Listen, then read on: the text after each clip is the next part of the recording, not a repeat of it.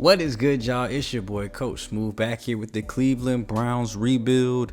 And last time out, it saw us have a pretty rough episode, but not a completely downgrading one, as we are 4-5, so we're under 500, but we are the 8th seed, currently behind the Dolphins, who are 5-4, and the Chiefs, who are 6-4. So not too far out of the hunt, and actually still in a pretty good spot. And here over our next couple games, we're actually going to be playing what has typically been a good portion of the schedule for us, and that's our NFC opponents. We just beat the Seahawks 32-23, and now we're about to play the Bears and the Cardinals and Rams, and then we have the 49ers actually after that. So 5 straight NFC opponents here coming up, the NFC West and then the Chicago Bears. So we're looking to bounce back, hopefully get some wins here against these teams. Now we're going to actually simulate through most of these games. Last time we kind of went kind of slow. Since it's looking like the season is going in a bad direction, we might just go ahead and simulate some of these games and see how the outcomes go and see where we're at when it comes to this 49ers game, because then we'll have 4 games left in the year. We should clearly know over these next 4 games, you know, are we in the playoff hunt still? Are we going down below? Now, if the team is over 500, we're going to step in and watch at least some of the action. But here against the Bears, who are 3-7, we should be able to win this game pretty easily. So we're going to simulate this one, see what we can do here in Soldier Field, and then get back to our NFC West opponents. Make sure you guys leave the video with a like, comment, and subscribe if you guys are excited for this series, ready to see more of this series, and actually for some good luck to hopefully we get to the postseason. And there we go, back-to-back NFC wins as we take them down 28-14 here. Finally able to put up some good offense, 357 yards, 136 rushing, 221 passing the ball. And Sanders, 221, a touchdown and an interception. No sacks today, which is great. You know, in my scheme or my game plan, I did get the boost that upgraded our tackles a lot better here today. So you see here, clean pocket, 19 for 23. And then Caleb Williams, we actually got 2 interceptions and 2 sacks off of him. Judkins 15 for 76 in his first day back as like the full starter. Chase Brown still got in a good amount of work though, 13 for 41, 3 touchdowns in. Now that's ridiculous. 8 broken tackles, 3 touchdowns here. Looks like the running game actually might have carried here for us. Looney had a strong day, 83 and a touchdown for him over through the air. And then defensively, who got my sacks? 2 by Isaiah McGuire, and the interception came by Martin Emerson Jr. and DJ James. Okay, so cornerbacks, 2 and 3 right now, because we do have an injury to one of our corners, so we are seeing them come onto the field here. If you guys missed the end of last episode, we did end it off with an injury to Greg Newsome Jr. So now what that did basically effectively to our depth chart is we now put the rookie in on the outside. If I can get over to my defense here. So we got Ward and Greenwood on the outsides, and Emerson Jr. and DJ James. Now, that's 2 slot backs, but I did shake it up here a little bit. If you look at like our nickel and dime defenses here, Greenwood is still the slot corner and James is next. So what that basically means is if we go to nickel, Greenwood now shifts from the outside inside and Martin Emerson goes to the outside. And if we go dime, Greenwood and James are the 2 in the middle, letting Emerson be on the outside still as well. I did this just because of the way that their skills worked out in terms of like how good they are in man and zone coverage. So yeah, look, if you see the splits here, Greg Newsome, obviously still a good man coverage corner, but none of them really have good man except for James and Greenwood. Now, Martin has better zone coverage here at 81, not better than Greenwood, but better than James, and 86 press, which is better than both of them. So when I go nickel, we press a little bit, but even if you're pressing in the slot, the receivers 9 times out of 10 is off the line of scrimmage, so you're not really getting a true press. So that's why I chose to put Greenwood there in the slot, James in the dime slot, and then let Emerson be on the outside, because that press will still work out great with Ward on the opposite end. Coach, coming off a strong game from Martin Emerson Jr., are you confident a follow-up performance is on the way? He did have a very good game. I'm not going to lie to you. No expectations for an easy goal, moderate, high, unwavering. I'd say, there's not really any expectations of him to do anything. It would be an easy goal. It's not like I'm saying anything bad about him. Yeah, we don't really have any expectations from Martin. Yeah, we really don't. He's a great player, but, I'm not going to expect him to come into this game and, just ball out. So an easy goal for him. Probably not going to see anything other than some XP. If we do see a depth trade upgrade, that would be great. But they didn't even tell me what the goal was. But he does come out of the game with an upgrade here. So seeing as he's playing on the outside, I think we'll go with a man coverage here. So we can try to boost his man coverage on the outside, which is crazy that now he's a scheme fit with a man cover being his archetype. but the man coverage is lower than the zone. 75 man, 81 zone, 87 press still on the outside though. And then we have Waniah Morris here, our backup left tackle. Pass protector being his lowest one is probably why he is a backup too, especially as a left tackle. That seems like more like a guard rating, but we'll go ahead and move that up to 69. He's pretty well balanced across all platforms here. I mean, the power is a little bit low and his pass blocking in general is a little bit low, but at least his run blocking is good. So if we run to the left and he's in the game, he's going to be able to get that run block in solidly. But with that being said, now we have the Cardinals here in prime time. We didn't get to see what the goal is, so no kind of boost here. They're on 5-5, so we're still got our eyes locked in on San Francisco. So we can see if we can go back to back here. Oh, and actually here we have an upgrade here right before the game, right after our practice session this week. Elijah Ogburn getting another upgrade here. We probably should start to work on his run blocking. He's decent at pass blocking, but with our boost, he's actually seeing a lot more extra help there with our game plan boost. So let's go ahead and actually work on his run blocking this time around. We'll go on his agility. Hope we see some boost with the run. Of course, well, +2 run blocking overall. I'll take that. +2 pass blocking finesse is not exactly what I was looking for, but 89. It's his strongest form of blocking. His pass block finesse. Run block goes up to 68 as we close in on that, getting to 70. Make that a 3-game winning streak as we come back and win this one in the fourth quarter, 25-24. 337 yards on total, 218 yards through the air, which is nice. Another 100-yard rushing day. I wonder if that's combined or just with Judkins himself. Looks like TOP we handled on our own. Tyler Acosta, though, 243, 3 touchdowns, and a much dirtier game for Sanders here today. 6 sacks taken, but still got it done. 218 and a touchdown through the air. Judkins, 19 for 72 touchdowns. More of the workload focused purely on him today. Villa, the standout, 5 for 83 and a touchdown, while Looney touched it for 82 as well. And then if we go to our defense, hold on, I want to see, actually, let me go to my blocking. Where did the sacks come through? So 2 by Tevin Jenkins, 2 by Andrews. So it was up the middle this time, and I didn't put my up the middle blocking one on this time around. I did put one on defense. I know I did put my one up the middle, but it's up the middle for like run blocking for my interior. So looks like we gave it up a lot through the interior. One by Cooper, but outside of that, it looks like Ogburn though held up strong. No sacks today. And now that leaves us here with the Rams, who are up next. We're 6-5. They're 5-6, just a little bit worse than we are. It looks like we're still bottom tier though in every category. Just really good in run defense. Oh, look, we actually got 2% on fans. Okay, I'll take that. 2% of fan boost. At 6-5, we are now in the postseason hunt though, as we flip-flop with the Dolphins. The the Chiefs are starting to run away a little bit. They're 7-4, so I mean a game above. The Raiders at 8-4 or even farther. The same as the Baltimore Ravens here. So it is going to be a wild card push if we go, but the Dolphins at 5-6, Pittsburgh at 5-6, and then Denver at 5-7. So looks like it's probably just us 4 in this race here. Everybody else only has 4 wins. Now let's see what we get for the DB breakout chance. Martin Emerson wasn't a breakthrough game at all. Not a bad day from him in the defense though. So do we at least get some XP? Okay, I'll take that. 2,500 XP for Martin.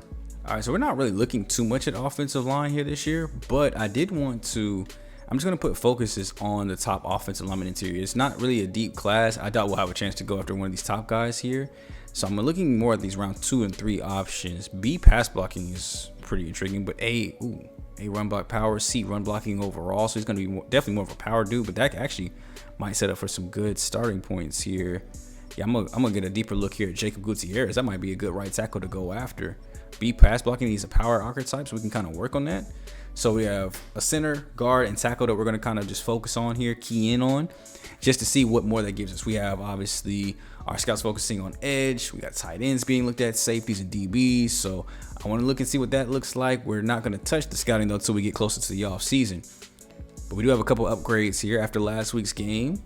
Probably just only a handful. Actually, it's just one. Mike Hall Jr., who's had a strong season this year. 82 nose tackle. He's got 91. Look at that. 91 block shed, 89 power moves, 80 finesse moves. I could round it out, or we could just kind of focus in because the nose tackle, for whatever reason, does not give block shedding. So there's no raid to get your defensive tackles to do block shedding. You just kind of got to go power rusher or speed rusher and hope that block shed kind of joins in with it. No, we just get +1 to both sides, +2 tackling. I'll take that though. What is this to tackle at anyway? 92. So he's not really losing too many. 82 on his hit power, so he's hitting hard when he does get through. Definitely one of our best defensive tackles, and great to match him up with Mason Graham. I guess the most we're allowed to win in a row is 3. This is the second or third time we've had a 3-game winning streak just be stopped. So we finally lose to the Rams here. They beat us 24-19.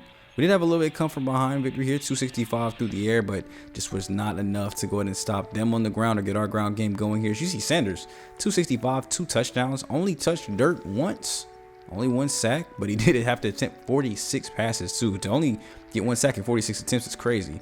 We did get to Matthew Stafford 4 times, but we couldn't get to or stop Kyron Williams at all. 15 for 106 and a touchdown, 7.1 a carry.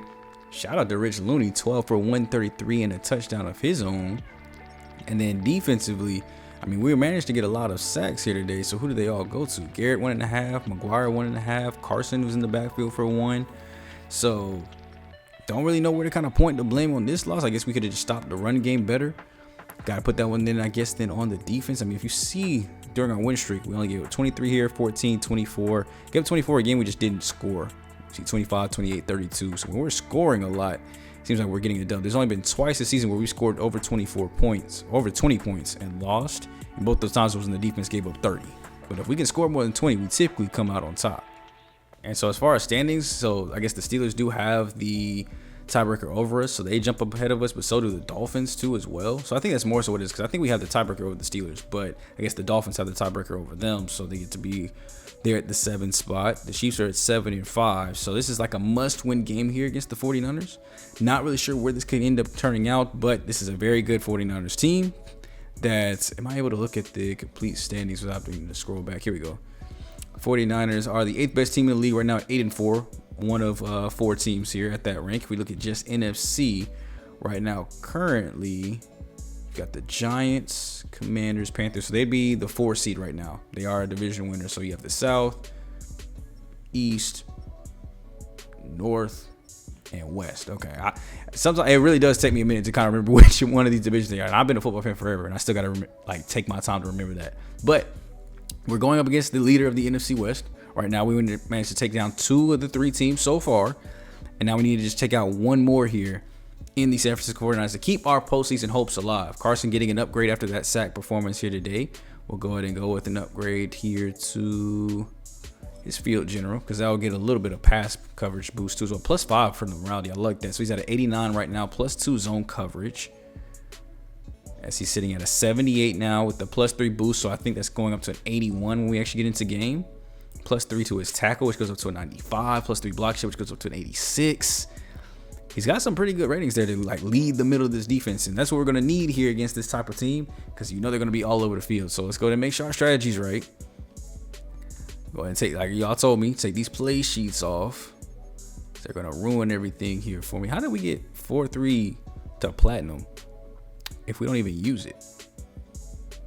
Oh well, I was gonna say, like, I be taking it off, so it used to be silver, so I don't know how it got to platinum. Now it looks like here I've been looking at the boost here to see and put the boost where we're lacking. Like, see, they keep giving us a +3 run defense boost here when we're already up on them 84-80. Like, yes, that would be great to stop CMC.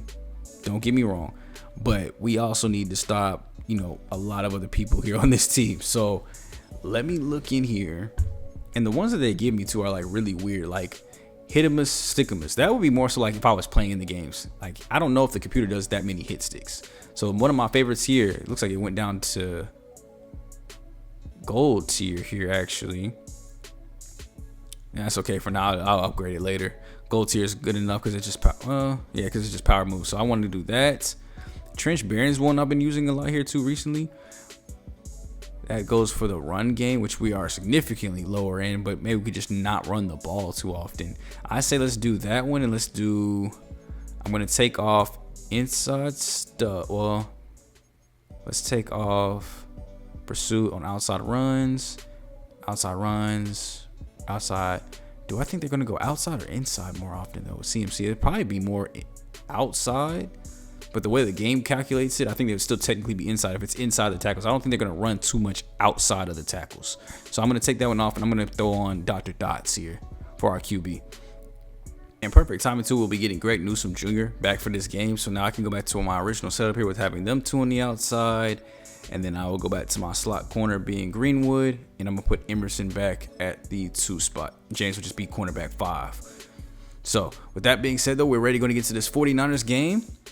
So we will be watching a majority of this one since we simulate through a lot. Oh, okay. Shedeur Sanders getting an upgrade. He will finally be an 80 overall quarterback because I'm going right into field general. He's getting a +3 boost right now, so he's up to an 83 overall. +2 to his throw accuracy medium, which is good. So he's at 92 medium, 93 short, 80 on his awareness.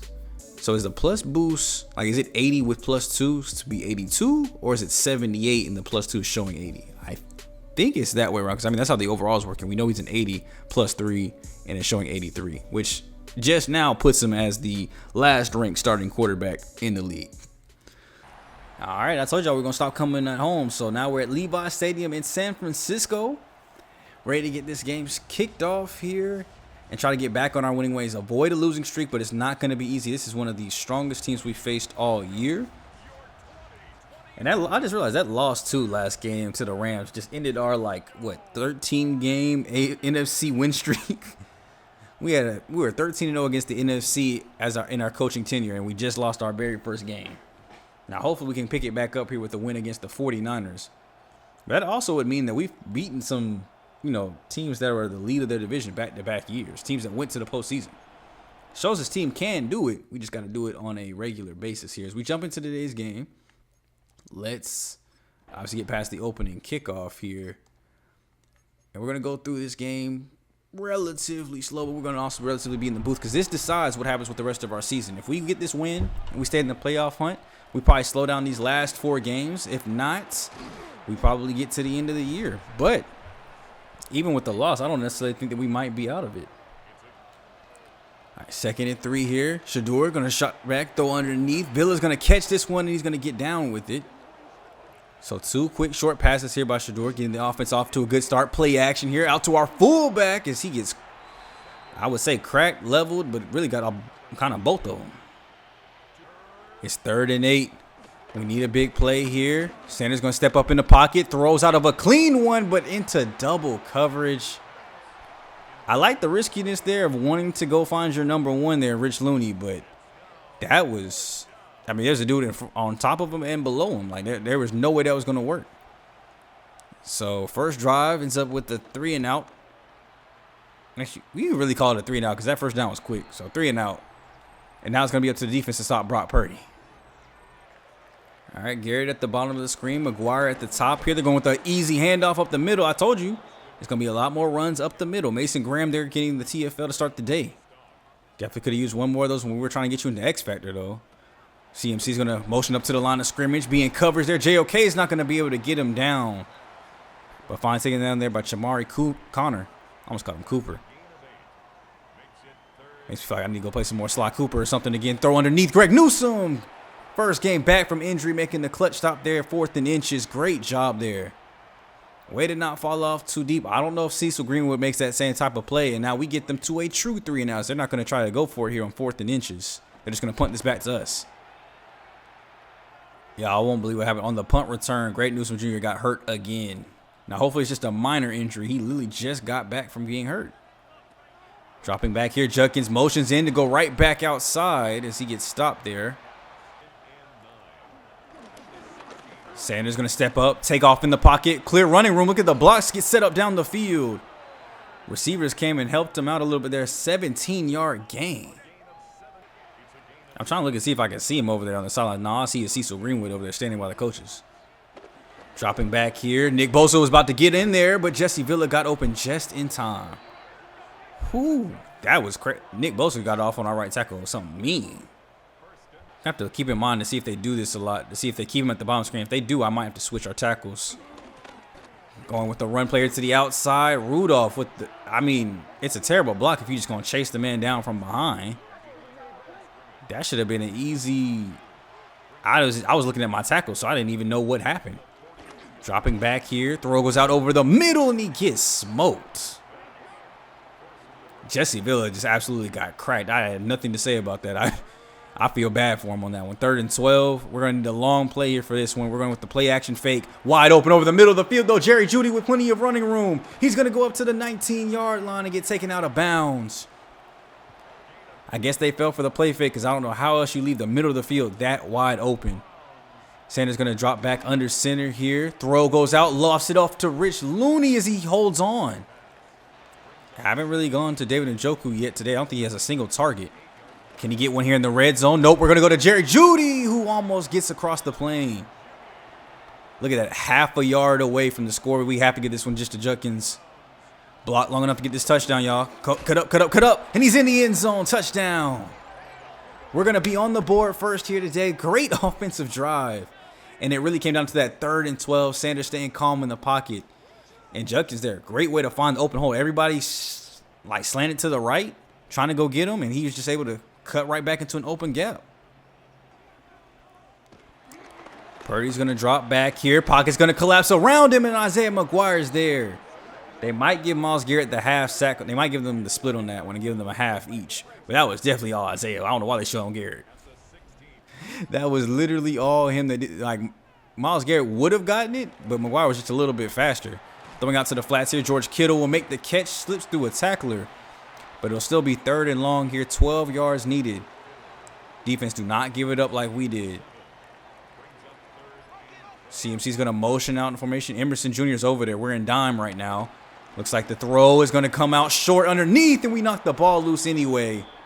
That is back-to-back 3-and-outs for this 49ers offense. All right, defense. All we got to do is just step up.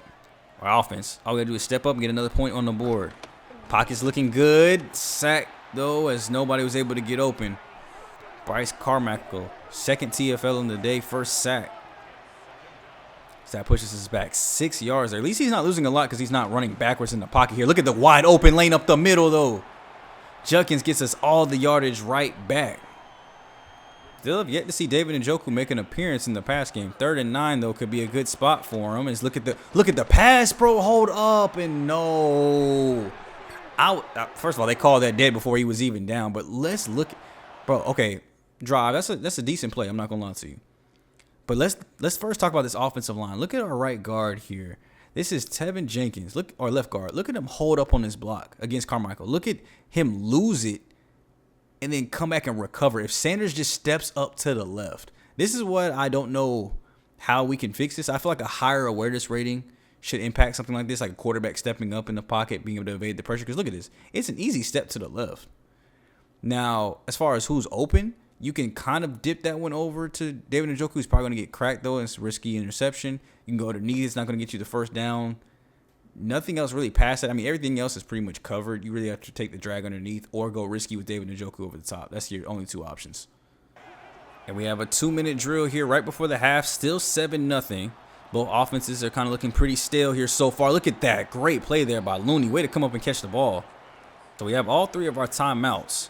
So we don't necessarily need to use them here. Looks like we're trying to waste a lot of clock, though, so that way they don't have a chance to score either. Sanders looked like he might want to step up in the pocket. Looney with another curl catch.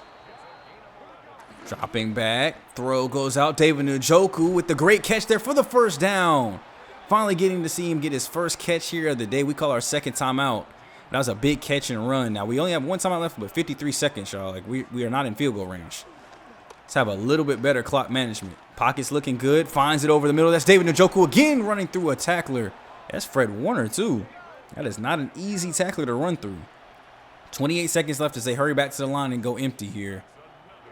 Pocket's kind of spread out as they only send 3. We're going to go underneath. Jerry Jeudy with the catch, but this isn't college football, so an underneath catch is not going to do us any good. Looks like we might just call the final timeout. Are we going to just go for our 3? Oh, no, they're going to actually. Oh, Lord. Here we go with the terrible CPU clock management again. 17 seconds. Drop back. Pocket's looking good. Sack. Can we get back to the line of scrimmage and at least clock it? 34-yard line. So this is going to make the field goal even tougher because I think we dropped back 2 yards. So it's going to be at the 36. Let's see. Oh, no, we actually stay right there at the 34. Okay. So 51-yard field goal. Joshua Cardi to put us up here 2 possessions. The kick is up, and it is good. Right through the uprights. Plenty of room on that, too. And we'll come up here into the booth here to start the second half as we look to try to continue much of the same there. A quick 3-and-out by the 49ers. Can we finally get some offense to be picked up here? Pass knocked away. Judkins with a nice run there. First down catch by Villa for 9. Judkins back 3 straight plays, and then there's a sack for 9 yards. Incomplete pass here, or just flat out thrown away. And that sack will end the drive. Oh, whoa, what happened? I pushed the button, I guess, a little too quickly there. Fumble recovery by Denzel Ward gives us the ball back. It's 3rd and 8. We're at the 38-yard line. Let's see if we can convert this and go score another touchdown. It's the 49ers' second turnover of the game now. So let's try to capitalize on more than just 3 points. Look at the blocking. Cornerback blitz. We pick it up. Look at Sanders. I told y'all. All he had to do was step up to the left. All right, left Ogburn is working whoever that end is over there. I don't know who's on the opposite side of Nick Bosa, but he's getting worked. Ogburn's taking him out the play completely. All Sanders has to do is step up to the left. Look at the clean pocket. We were able to get the entire right side of the line to pick up the nickel blitz just in time to get this first. Dropping back here, handoff. Judkins up the middle, trying to juke immediately for no reason. Go with the pass game here. Underneath to David Njoku. Looks like they kind of ran. It looked like that might have been curls again.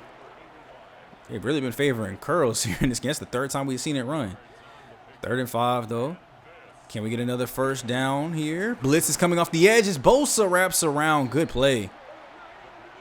Good time to call that stunt there. He just wrapped around and got on the inside. Oh, 7-yard pass there to Jawan Jennings here in the 4th. We were able to get our 3, but got them on a 3 and out. We quickly went 3 and out.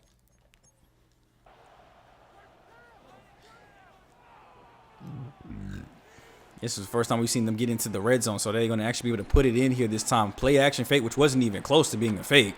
Stepping up in the pocket is Bird. I almost called him Birdie. Birdie, as he was afraid to throw that ball down the field. Come on, defense. Bend, but don't break. If we got to give up 3, 3 is better than 7. Dropping back here. Pockets collapsing. Garrett's almost going to get there. Jennings with the catch underneath. He stole that one from CMC and gets himself a touchdown because of it. If Christian catches that, we tackle him just for a short gain. Jennings was on the run and just ran around both of his blockers. Nice pick play there. Look at him catch it, pick off the other defender. And Carson wasn't ready to get his feet moving because he was waiting to tackle CMC. All right, offense, just one more score of any kind. Field goal, touchdown. Let's go put some more points on the board. Dropping back, easy pass over the middle to Rich Looney. Gets cracked by Fred Warner. Make sure y'all chew up some of this clock now. I want to see like 2 plays a minute, if that. Drop back here, play action. They actually probably could have did some work on the run. Lofting it to the outside. That's a beautiful dime. Jerry Jeudy with the grab. San Francisco's going to challenge it. If this stands out, it was the most beautiful pass I think I've seen Shedeur throw. Okay, he has it. That's clearly 2 feet in. That ball never comes out. Come on now. That's a catch. Just that quickly, we get one of San Francisco's timeouts, and we flip the field position. Ball on our 36, or their 36 now. Dropping back here, still looking to pass. He's going to float it downfield again. It's another corner route to Rich Looney. Touchdown, Browns. I guess San Francisco can't cover corner routes. This one was even more open than Jerry Jeudy's. Look at that, just beautiful ball over the top. Easy catch from our number 1.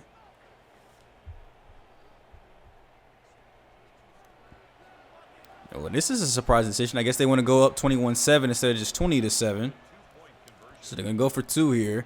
It's going to be a pass play to do it. Looks like it's just a slant route there. And there's Rich Looney again. 2 more. It's the easy way. Let's go, team. We got this. All we got to do is go ahead and stop this offense now. Motion in formation. That's Jawan Jennings again. They're going to go to him underneath. This time we're going to get there to stop him. No touchdown for you on another drag. Hand off here to Christian McCaffrey. Jukes out Isaiah McGuire, but still goes nowhere. The juke move took too long to perform, and the rest of the defensive line came through.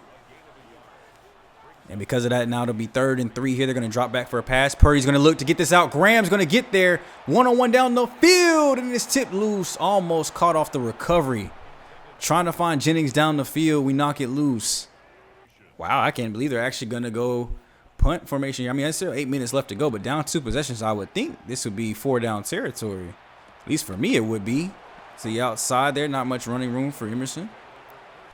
Look at Sanders trying to have another 300-yard passing game. This might be like his only 2nd one of the season if he does. He's 2 yards away from it. And look, first thing we're going to do is pass this thing. Moving out of the pocket to the right. That is Nick Bosa chasing you. Throw the ball away. 2nd and 21 now. Drop back, sending 4. Pocket's looking good. He's going to go underneath Jerry Jeudy. He's going to get us all the sack yardage back. And that'll be over 300 yards on the day for Sanders. Bro, if we could play like this more consistently, I think we'd be a way better team, bro. This is the best game that we've seen these boys play. Drop back, roll into his left side. He knows Auburn's got him. That's why you got to roll left. Judkins not going to get enough for the first, but this would at least take us under, should take us under 6.5 to go before we punt this away. Yeah, this graphic just came up. It said top 5 passing touchdown leaders in the league. Tell me why 3 of the 5 teams are in the NFC West. It's Matt Stafford from the Rams, Brock Purdy, and then from the Cardinals, the quarterback we played last week. That, to me, is insane. Purdy's going to drop back here, quickly get that ball out. Ayuk with the catch here, who's been pretty quiet today. He is the league's 2nd leading receiving yards leader, only one of 2 receivers over 1,000 yards up to this point. Dropping back here, Brock Purdy throws us out to the flats. It's George Kittle. We get there to... I thought we took him down before the line of scrimmage, but that might be why Newsome keeps getting hurt. Hand off here to Christian McCaffrey. Easy running lane to the outside. Giving chase here. We finally get him down out of bounds. Oh, this is a screenplay. Y'all read it right and then gave up on it. We just literally had 2 of our defensive linemen like see the screen, took a step towards it, and then still went to go get the quarterback. Like that is L awareness. This time I guess the clock stopped, which is crazy. They didn't stop it before. Dropping back here. Throw goes out short underneath. We're there to get Jennings. I'll take that, though. Clock will keep moving. We'll be under 4 minutes to go. Dropping back here to the outside. Easy stop there. Myles Garrett meets CMC in the hole. 10 carries, 23 yards. We've kept him pretty much in the backfield all day today. They're going to hurry this back to the line. 3rd and 4. Motioning Ayuk across the formation. Man coverage across the board. They're going to go underneath. That's an easy catch. Come on, JOK, make the play. I'm surprised out of all of our DBs, Denzel Ward is the one in coverage and not able to keep up on that. They come back to the line of scrimmage yet again. Throwing, going out to the outside. Again, they get caught. That was Jerome Baker in coverage at the time. We might have been in the wrong defense, I guess, for that play. They're going with the screen pass this time. Oh, my gosh. Cecil, I'm so sorry. Please, somebody give that man a injury bonus, please, because he got thrown out. I don't even know. He got thrown out worse than Uncle Phil used to, bro. I'm just saying, like, that man got laid out. All right, we've done it before. Let's do it again. At least a field goal here, boys. Drop back, handoff, going to the left side. Judkins, plenty of running room. It's taken down there for a gain of 3. This should be our last play here before the 2-minute warning. No reason we should snap this before it. Dropping back. Trap play to the outside. Judkins, nowhere to go as he could have just went up the middle. And the 49ers call a timeout.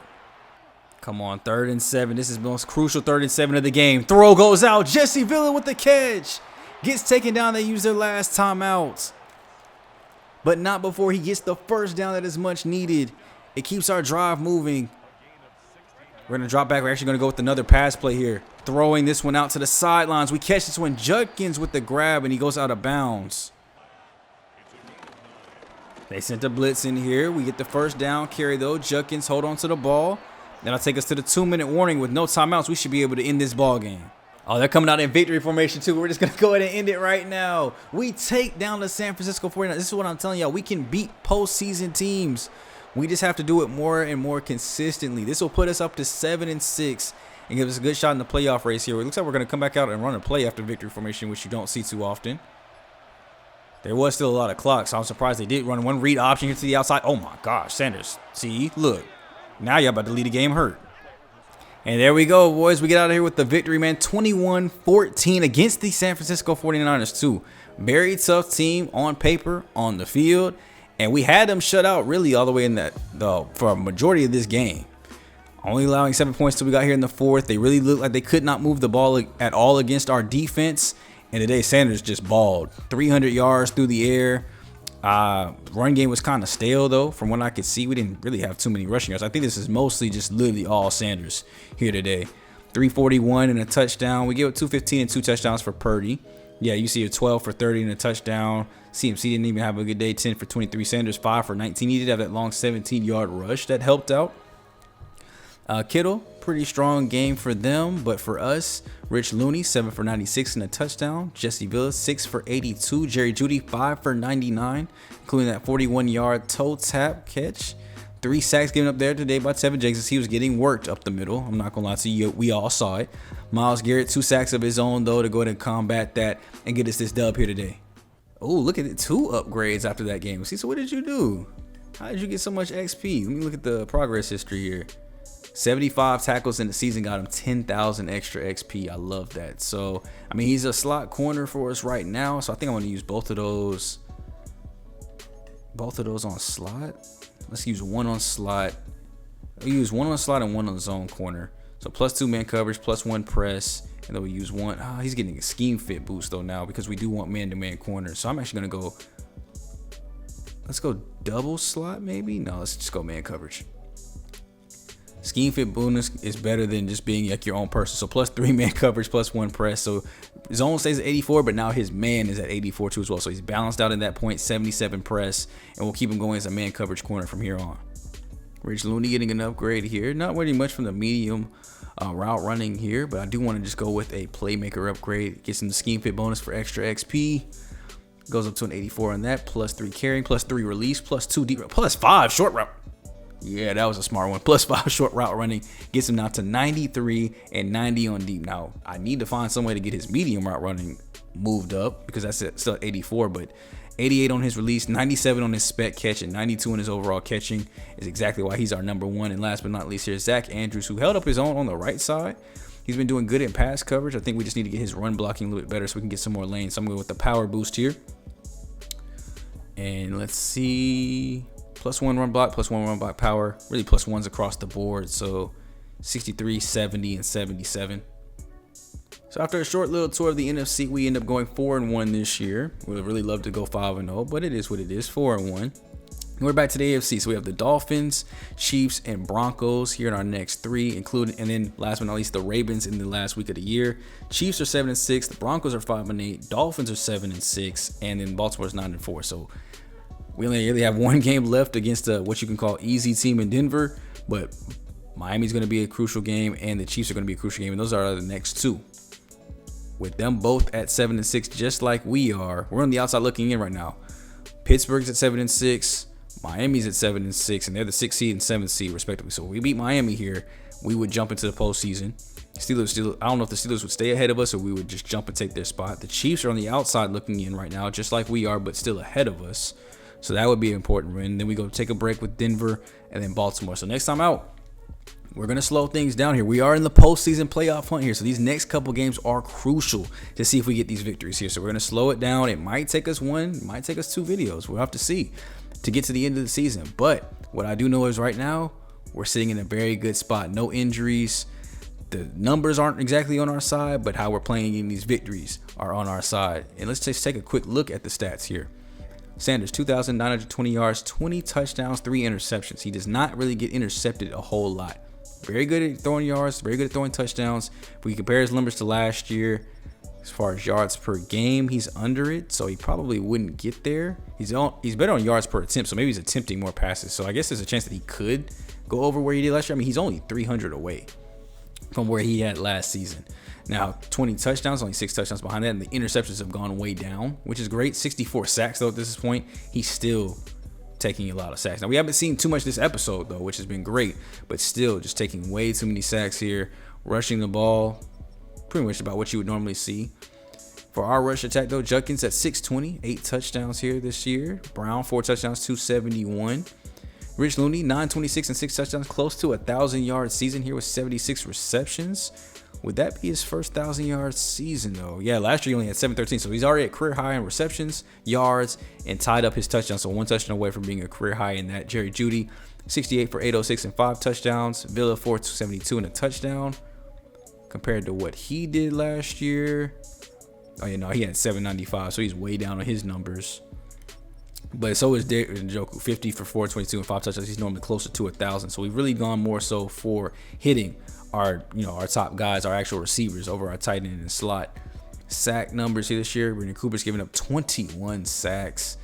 It's just the rookie pains. Auburn cut his down to 10. I think he was in that same kind of boat last year with giving up about 20. I know he only gave it 14. So, I mean, pretty consistent. 14 last year, 10 this year.